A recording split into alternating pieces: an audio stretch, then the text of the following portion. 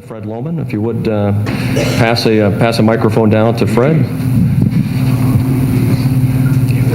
Maybe get two of them. All right, very good. So Fred Lohmann is the director of the National Insurance Crime Bureau, and the NICB is just for context is funded by 1,100 different property and casualty insurance companies, and really acts as the liaison between the insurers and law enforcement. So Fred, in his role and in his organization, bring a unique perspective to the efforts being made to try to reduce property crimes. Fred is also a PPVAR board member, has been involved also with our video verification committee, and again, Fred, really appreciate you taking the time to be with us today. So Fred, if you could, maybe just start with an overview of what drives the NICB to work with law enforcement. Well, the National Insurance Crime Bureau has been in existence for about 100 years. So literally, from the time the first Model Ts came off the assembly line in Detroit, we have been involved on behalf of the insurance industry with investigating vehicle theft. That's where we really cut our teeth and got our start. We've evolved over the last 100 years, and that's been expanded to conduct investigations and to combat insurance crime, which can be almost anything that happens out there. But we focused very heavily in the last 10 years on combating cargo theft, vehicle theft, property crimes. We have a very robust property crime reduction program, and all of that basically goes to assist the American public, the consumer of insurance, and our 1,100 property casualty insurance companies to help mitigate and reduce losses. If law enforcement is able to do their work efficiently and effectively with the use of tools and resources that catch criminals that are responsible for committing crime, then everybody benefits. Law enforcement gets to do what they enjoy most, which is lock up bad guys, and the American public, the consumer of insurance, and the insurance companies get to, number one, reduce losses to their pocketbooks if you're the consumer, and the same thing goes with the insurance company. So it's a very good relationship that we have. We serve as that interface between the insurance industry and law enforcement. The insurance industry prefers that it gets done that way, that we have the relationship with law enforcement. Many of you in the audience probably have viewed the bait car programs on late night TV when you're bored and you have nothing else to do or you're sick with the flu. Well, if you go back 16, 17 years, a lot of those bait car programs in the United States were started with funds from the insurance industry. There was a recognition that that technology was going to be beneficial at combating vehicle theft in the United States, which at that time was off the charts. And so by the use of technology and its practical application for combating auto theft, we enjoy some terrifically low vehicle theft rates in this country.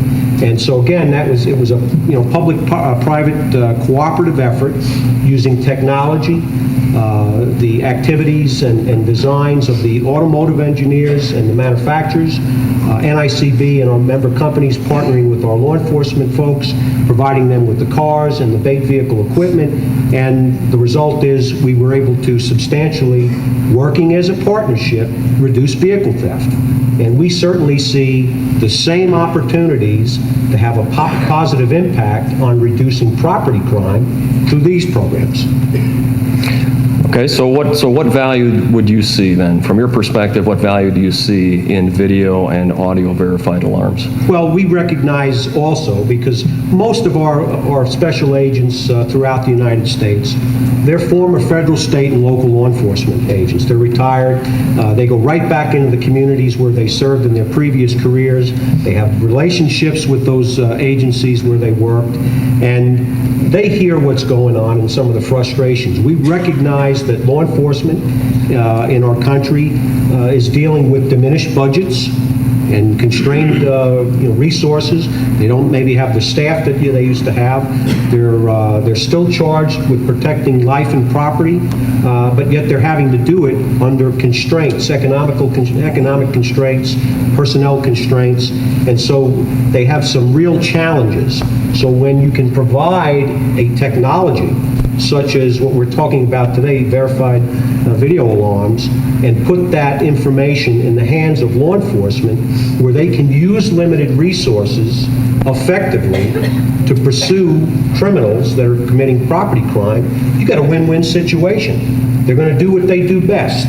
They're going to hook up the bad guys, take them off the street, and it varies from community to community, but on average, when I was a burglary detective, I made an arrest of a burglar.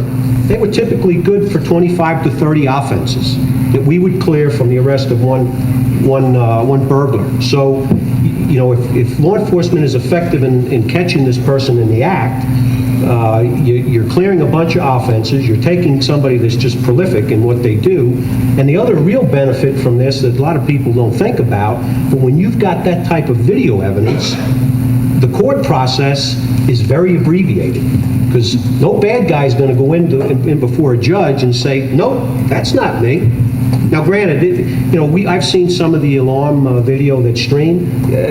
Can you make a positive identification? Nah, sometimes you can't. But in the hands of a good detective, it's an effective tool to get confessions, and therefore, when you have a confession and you clear up cases, you've actually positively impacted the cost of those judicial proceedings. Everybody wins if this works right.